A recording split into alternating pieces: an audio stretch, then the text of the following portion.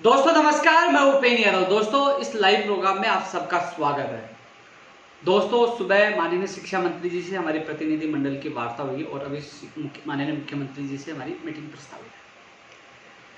लेकिन किन किन मुद्दों को लेकर वार्ता हुई मैंने कल आज सुबह आपको पोस्ट में बताया था, लेकिन क्या क्या वार्ता हुई वो इस लाइव में चर्चा करेंगे। लेकिन उससे पहले मैं कुछ आप लोगों से रूबरू होना चाहता हूँ और आप लोगों की जो सोच है, सोशल मीडिया की हो चाहे कॉल और मैसेज की,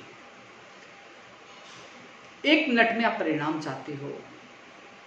आप चाहते हो कि मुलाकात होते ही आपके हाथ में परिणाम आए। प्रयास करना पड़ता है।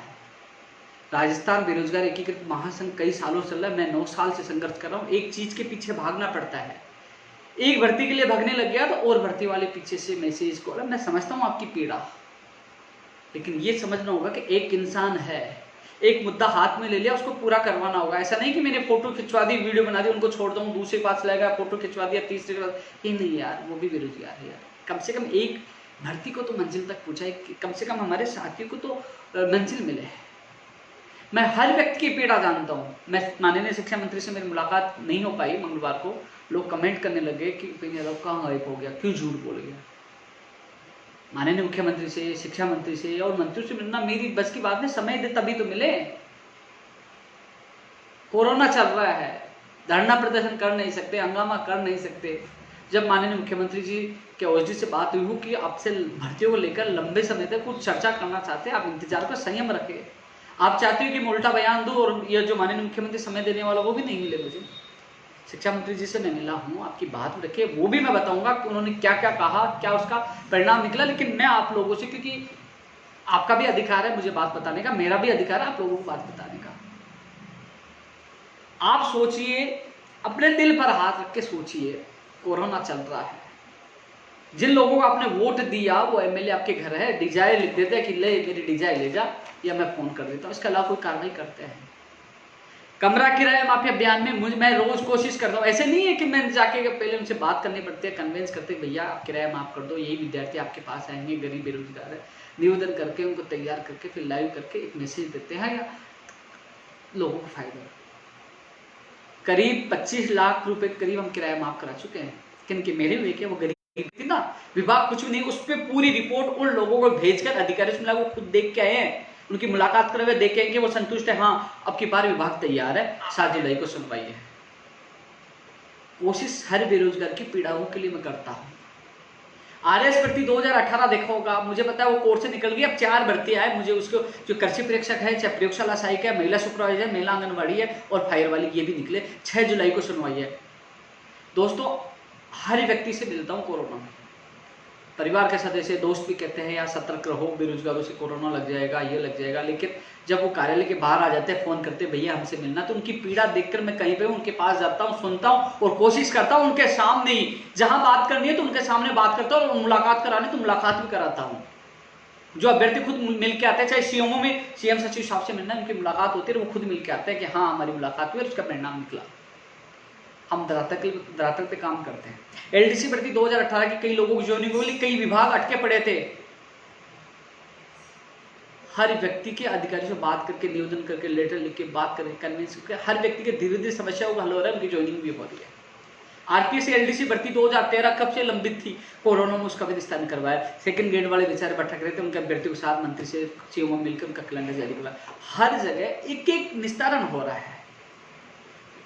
और जब सीएम सचिव साहब से सीएमओ में बात होती है तो वास्तव में उनका कहना भी सही है कि आपके काम लगातार हो रहे हैं। कुछ लोग क्या कमेंट करते हैं, उपेन्द्र जी तो आप तो कांग्रेस से दबने लग गए, आप तो कांग्रेस के हो गए।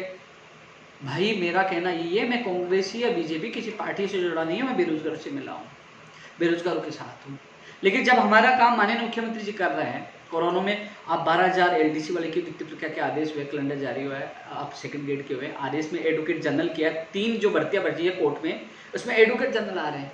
यार जो मुझे मैं निवेदन कर रहा हूँ, लेटर लिख रहा हूँ कि आप साहब एडवोकेट जनरल को उतारिए, साहब ये करिए, तो उसका निस्तारण हो रहा है, तो फिर मैं किसी खिलाफ बोल जाऊँ? आप सोचिए। मैंने हम जो काम करेगा उनके साथ हूँ, जिंदाबाद बोलूंगा, धन्यवाद बोलूंगा, काम नहीं विरोध करूंगा, वही किया आपने देखा होगा। आप क्यों भूल जाते? 25 नवंबर को मैं जेल भी गया था, मैंने अनशन भी किया था। मैं सच्चाई के लिए लड़ता हूँ यार, मैं आपका साथी हूँ। किसी पे आक्षेप लगाने सोचने से पहले सोचना चाहिए कि आपके लिए इस कोरोना में कौन भाग रहा है, कौन घर से निकल के जा रहा है। रीड के अभ्यर्थी कहते हैं कि भाई मीटिंग का क्या, भाई आपके लिए कौन आवाज उठा रहा है? आप सोशल मीडिया में उठा के देखिए, एक व्यक्ति मैं हूं चिल्ला चिल्ला के कहता हूं। साई जो लगातार कई सालों से मेरे से जुड़े उन व्यक्तियों को पूछना, वो व्यक्ति मैं ही था कि भर्तियों की मॉनिटरिंग की जाए, भर्तियों की मॉनिटरिंग की जाए, भर्तियों की मॉनिटरिंग की जाए। हर डिबेट हर चैनल पर चला चला के बोलता था। उसका परिणाम हुआ कि माननीय मुख्यमंत्री जी हर महीने भर्तियों की कम से कम वो मॉनिटरिंग कर रहे हैं।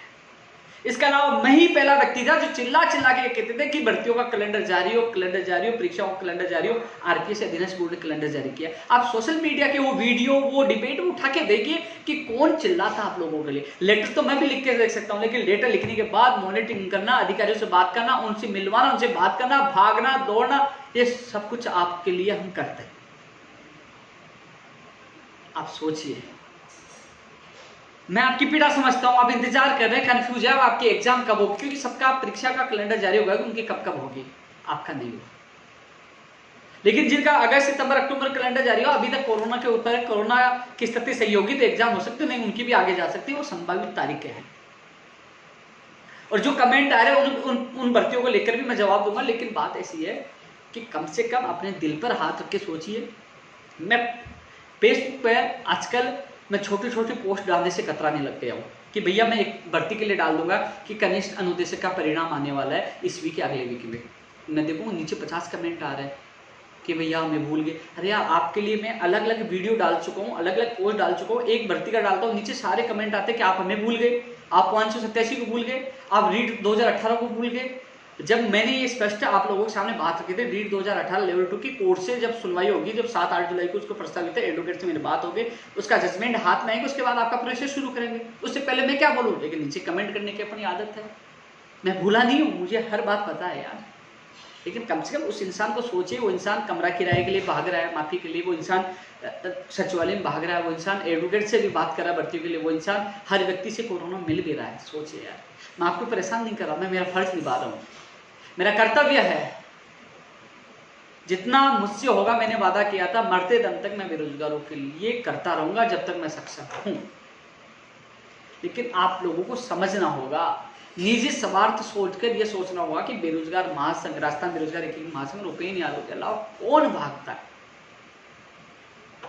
आपकी आवाज बुलंद करना मेरा फर्ज है, कर्तव्य है। परिणाम में देरी हो चाहे कितना भी हो, लेकिन आपकी आवाज तो उठा रहा हूं ना।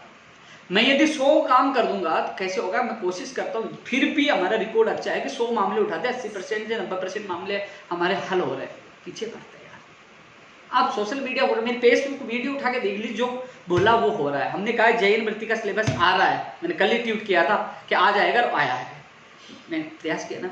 अब कनिष्ठ अनुदेशक भर्ती 2016 वाली है, उसमें मामला उलझा उन अभ्यर्थियों की जो लाइव देख रहे, उनकी मैंने सीएमओ में मीटिंग करवाई थी। जो समस्या आ रही थी अनुभव प्रमाण पत्र को लेकर, समस्या का हल भी हो गया है, और बहुत ही जल्द इस वीक में या अगले वीक में आपके परिणाम जारी हो जाएंगे।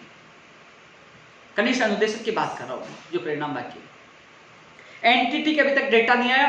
और अब मैं जो 4-5-6 मांगे थी ना शिक्षा मंत्री से वार्ता, उसमें मैं चर्चा करूंगा। उससे पहले और अभ्यर्थियों को मैं बता दूं, क्योंकि उनके भी कमेंट मेरे पास आ रहे हैं।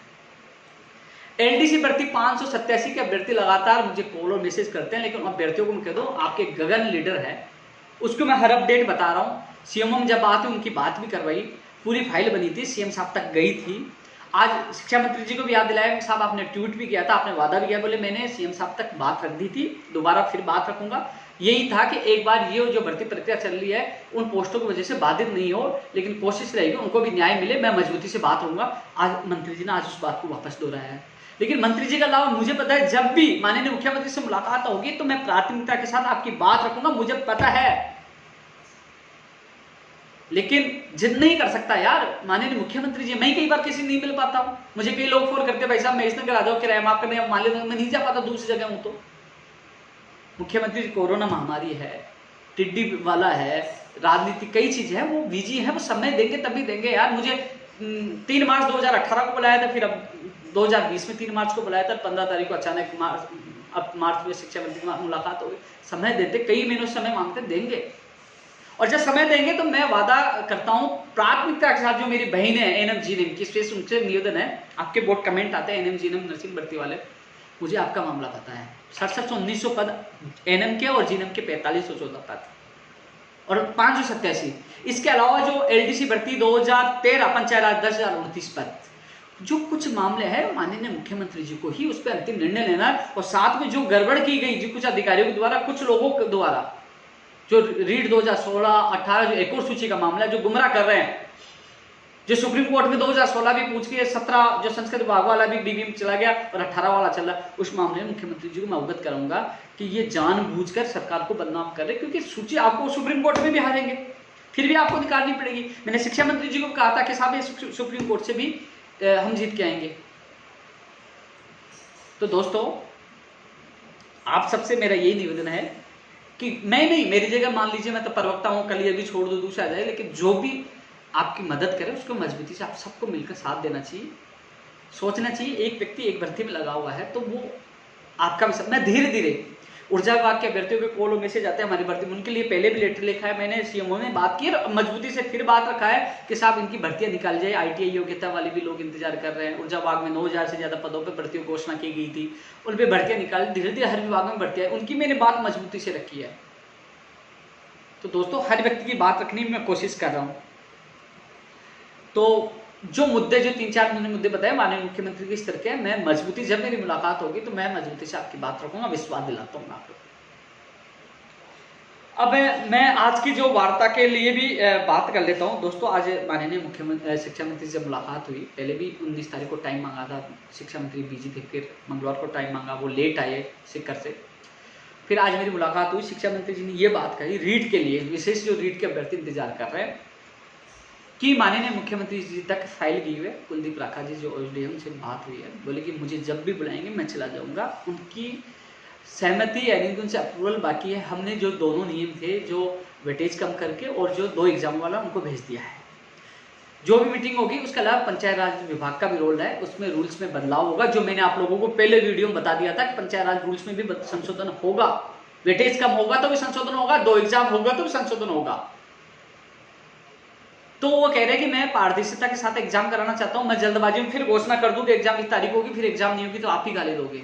हमने सेकंड ग्रेड का, आप किसी भी राज्य में देख लीजिए, कोई भर्ती प्रक्रिया चालू हो गया, हमने सेकंड ग्रेड का एलडी शिक्षा विभाग के लोगों की नियुक्ति प्रक्रिया के आदेश जारी किए। किसी भी अभ्यर्थी ने ये नहीं कहा कि शिक्षा मंत्री जी आपको धन्यवाद, लेकिन रीट के लिए आप लोग इतना कुछ बोलते हो, फिर भी मैं सहन कर रहा हूँ, फिर भी मैं कोशिश कर रहा हूँ पारदर्शिता के साथ भर्ती हो। तो माननीय मुख्यमंत्री जी के पास वो फॉर्मूला गया, वो किस पे हरी झंडी देते हैं, मुझे बुलाते हैं तो मैं तुरंत जाने के लिए तैयार हूँ। उसके बाद जो पंचायत राज नियमों में संशोधन करके और आगे की प्रक्रिया शुरू करेंगे। दोस्तों मैंने रीट शिक्षक भर्ती में पद बढ़ाने की बात रखी है, कॉमर्स वाले अभ्यर्थियों को वेटेज हटाने, सारी वो मांगे रखी है। अब कुछ लोग कहेंगे कि उपेंद्र यादव रीट पे इतना जोर क्यों नहीं दे रहे, तो सोचिए मेरे अलावा आपकी मांग कौन उठा रहा है। यूट्यूब पे चिल्लाने से, यूट्यूब पे वीडियो डालने से कुछ नहीं होगा, दरअसल पे काम कौन कर रहा है ये तो सोचिए आप लोग। मैं इसलिए चुप हूं क्योंकि जब माननीय मुख्यमंत्री जी ने, शिक्षा मंत्री जी ने वेटेज खत्म करने की जो हमारी मांग थी, जो पिछली सरकार में हम जेल गए थे कि वेटेज खत्म किया जाए बीए का, फर्जी डिग्री वाले नहीं आ सके, हमने सामान्य ज्ञान शामिल करने की मांग की थी, वो मांगी जा रही है। हम कॉमर्स वालों को अंदर लाने की मांग मानी जा रही है। जब हमारी मांगे मानी जा रही है, समय इसलिए तो लेट हो रहा है कि जो ये विसंगतियां दूर हो रही है, तो हमें राजस्थान के अभ्यर्थियों को तो फायदा हो रहा है। किसको फायदा हो रहा है? उपेंद्र यादव या शिक्षा मंत्री जी को? वो फायदा आप लोगों को हो रहा है।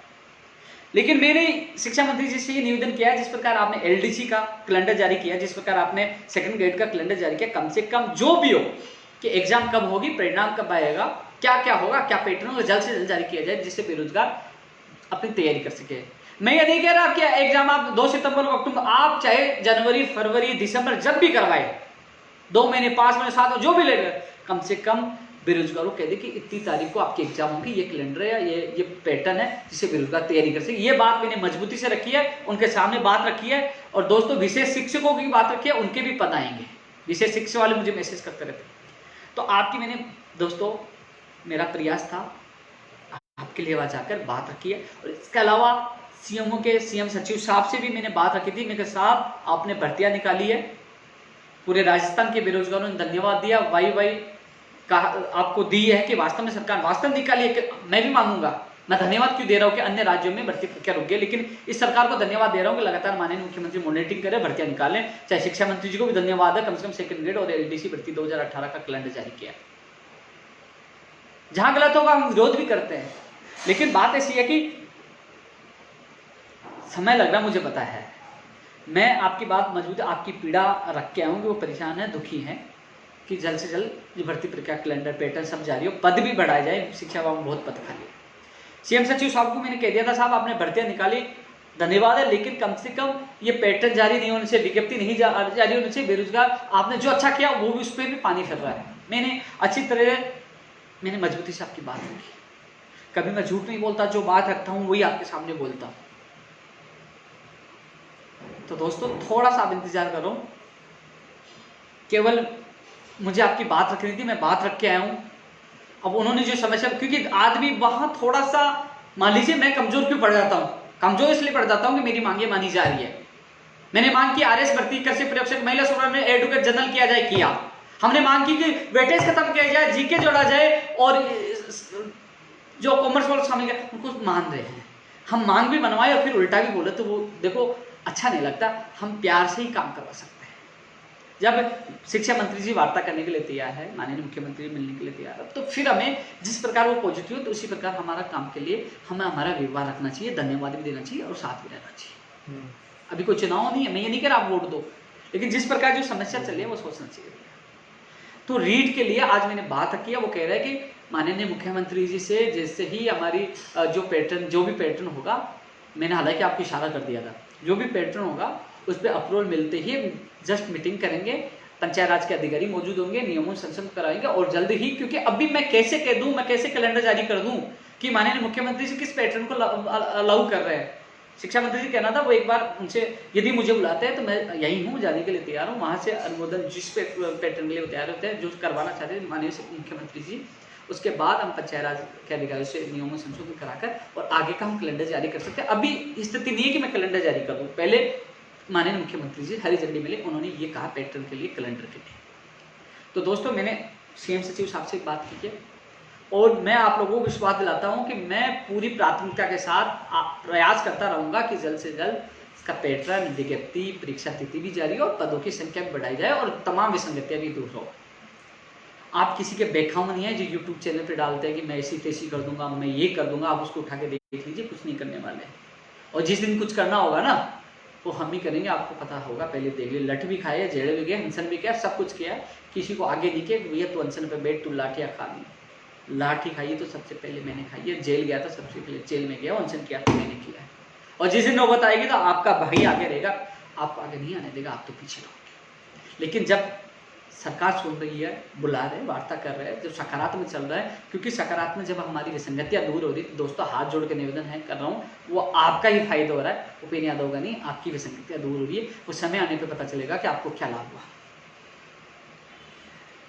दोस्तों ये रीट को लेकर मैंने आपको जो वार्ता हुई मैंने बता दिया मुख्यमंत्री जी से, वो जो भी होने के बाद शिक्षा मंत्री ने कहा वो रूल्स में जो भी होना वो सारी चीज़ें मैंने बता दी, जो विसंगतियां वो मैंने बता दी।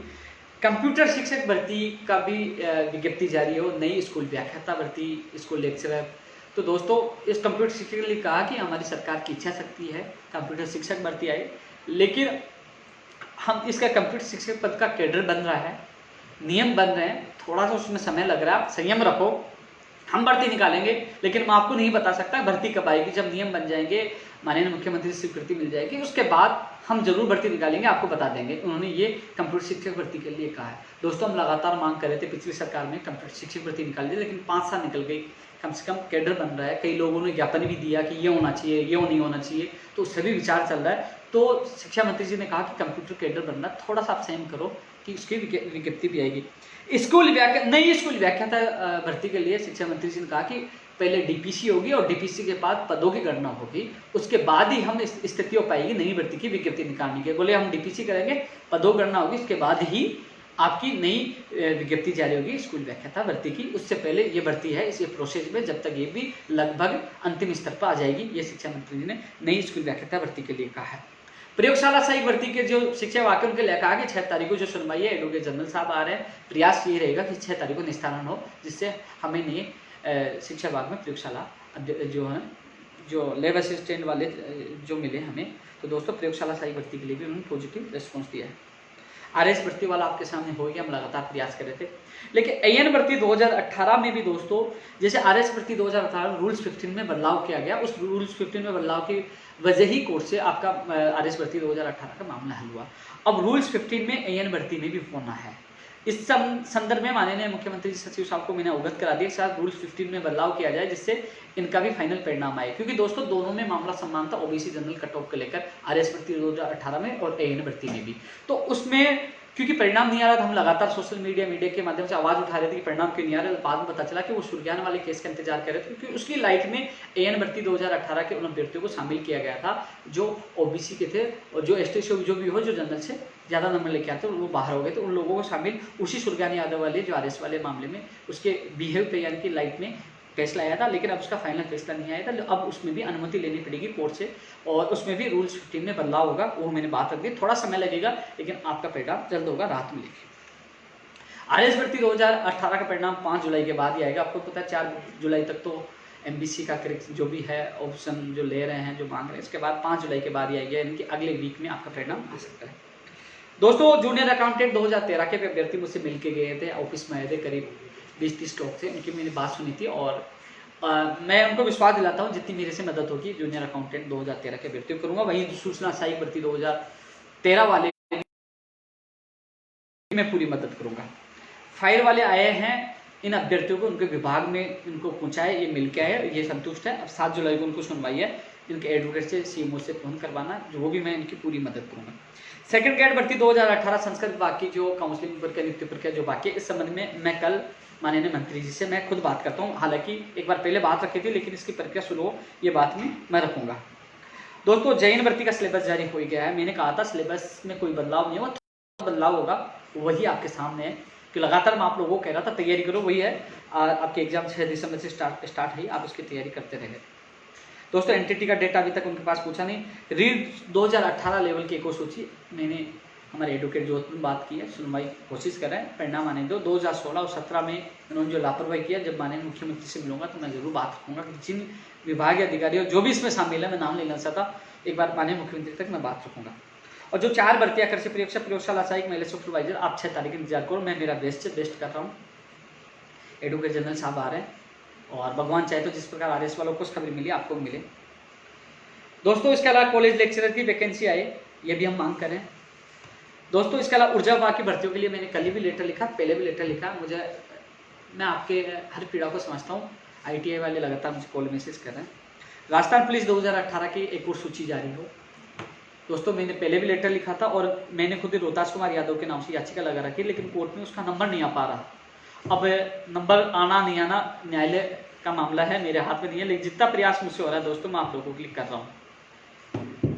इसके अलावा दोस्तों व्यावसायिक जो वोकेशनल टीचर के मामले में शिक्षा मंत्री जी ने ये कहा है कि सप्ताह भर के अंदर वो इस मामले में मीटिंग ले रहे हैं। जो उनका सैलरी वाला मामला है, जो समस्या आ रही है वोकेशनल टीचर के लिए, कहा सप्ताह भर में इस मामले में अधिकारियों की मीटिंग लेके रास्ता निकालने की पूरी कोशिश करेंगे, ये शिक्षा मंत्री जी ने मुझे कहा है। 2012 में सुप्रीम कोर्ट में सरकार जा चुकी है।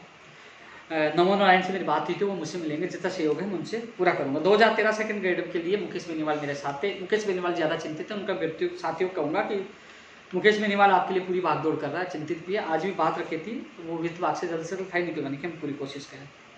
टीआरए की 124 की वैकेंसी की अभ्यर्थना अभी तक, उसके लिए भी हम पूरी कोशिश करें कि अभ्यर्थना इसके भी, ग्राम सेवक की भी, वन रक्षक, वनपाल जो जितने भर्ती उनकी भी पहुँचे। दोस्तों एक सबसे बड़ा मुद्दा है बाहरी राज्यों का कोटा कम हो। बाहरी राज्यों का कोटा कम हो, वो प्रयास भी हमारा पहले जारी था, लेकिन अब किस वजह से, कोरोना महामारी की वजह से वो मामला दब चुका है। लेकिन मुझे पता है बाहरी राज्यों का कोटा कम हो, उसके लिए प्रयास करूंगा मैं भी, और आप इसमें जुड़े। अब दोस्तों अब मैं जो कमेंट, यदि किसी भर्ती को लेकर मैं भूल गया हूं तो मैं इन कमेंट्स का भी जवाब दूंगा, लेकिन आप सबसे मेरा निवेदन है कि जो हम सबको मिलकर इस सिस्टम से तो लड़ाई लड़नी होगी, क्योंकि सिस्टम में ये खामियां है कि परिणाम कब आता है, ज्वाइनिंग कब होती है, ये पता नहीं, कितने साल लग जाते हैं। कभी भर्ती कोर्ट में एक, कभी डिवीजन बेंच, कभी फाइल घूमती रहती है, कभी कहाँ चक्कर काटना पड़ता है, कभी कहाँ काटना पड़ता है। तो हम सबको मिलकर लड़ना होगा। कभी 587 पद कम कर दिए जाते हैं, कभी क्या कभी क्या। इसके लिए हमें एकजुट होना होगा दोस्तों। इस अभियान, एक बार कोरोना समाप्त हो जाए, हम सब मिलकर एक बड़ा अभियान भी चलाएंगे, एक बड़ी रणनीति के साथ आगे की प्लानिंग भी बनाएंगे। स्टेनोग्राफर के फॉर्म रीओपन कब होंगे भैया? आपकी जल्दी सूचना मिल जाएगी। इसी जुलाई में आपके रीओपन हो जाएंगे, यानी कि इस वीक या आने वाले वीक में आपको सूचना मिल जाएगी। स्टेनोग्राफर के जो रीओपन के आदेश हो जाएंगे, सूचना के आदेश हो जाएंगे स्टेनोग्राफर। और कई लोग मुझे कॉल कर रहे थे, बार बार ये कह रहे थे कि भैया हमारी वापस वहां चले गई। नहीं, वो झूठी अफवाह है। आपकी अभ्यर्थना वापस एआरडी में नहीं गई है। जल्दी आपको खुशखबरी मिलेगी। मैंने आपकी बात रख दी है कि रीओपन आपके फॉर्म को वो मैंने रख दिया और जल्दी आपके आदेश हो जाएंगे।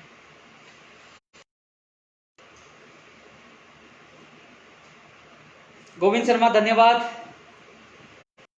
जीनम के लिए कह दिया माननीय मुख्यमंत्री से जब भी मुलाकात होगी मजबूती से आपकी बात रखूंगा मैं।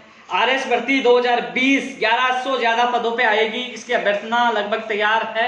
हम जल्द से जल्द लिखा है कि आरएस 2020 की विज्ञप्ति जारी हो। प्रयास करेंगे जल्द से जल्द इसकी विज्ञप्ति जारी हो। पूरा प्रयास करूंगा, इसमें पूरी ताकत लगा दूंगा और शायद हो सके तो तुम्हें जल्दी ही खुशखबरी मिल जाए।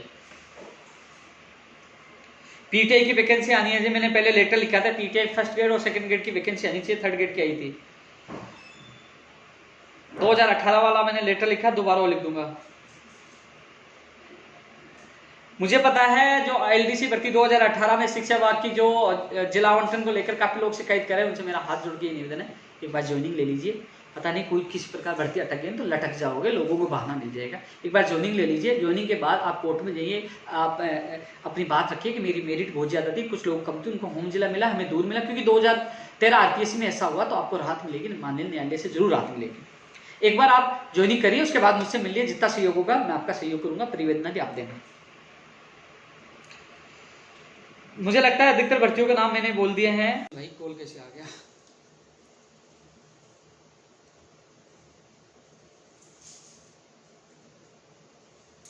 वैसे जो कमेंट आ रहे हैं उनकी भर्तियों के लेकर मैं चर्चा कर चुका हूं, वो वीडियो देखें, उनको पता लग जाएगा। लेकिन दोस्तों आप सबसे मैं यही निवेदन करना चाहूंगा, फिर मैं आपके बीच में रहूंगा, लेकिन हम सब मजबूत रहे, एक साथ रहे और मिलकर एक साथ संघर्ष करेंगे तो जरूर परिणाम मिलेगा।